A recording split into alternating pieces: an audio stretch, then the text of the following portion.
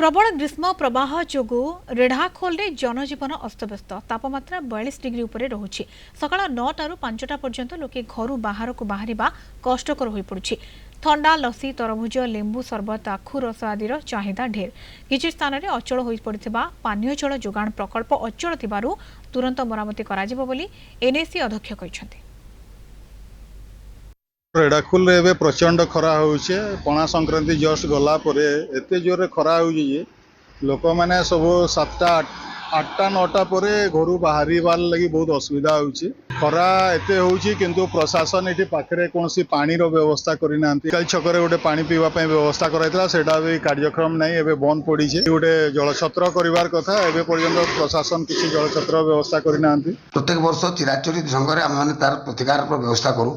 आम एनएसी तरफ 6टा जगह पानी छतर व्यवस्था करा जाए। सप्ताह मध्य वर्ष 6टा जगह करा किसी जुर मान के जो पानी बंधा जाए से पानी बांधीदेला मैंने लोक गाई गोरु मान सुविधा से भी करा जाए। ठंडा पानी प्रकल्प आम रेढ़ाखोल भितर जोटा अच्छी 7-8टा जगह अच्छी से गुड़ा आम रिपेयरिंग कर व्यवस्था भी कर दीचु। आ पानी केमी लोक ठीक ठाक पाइबे से पूरा आम सजग अच्छु।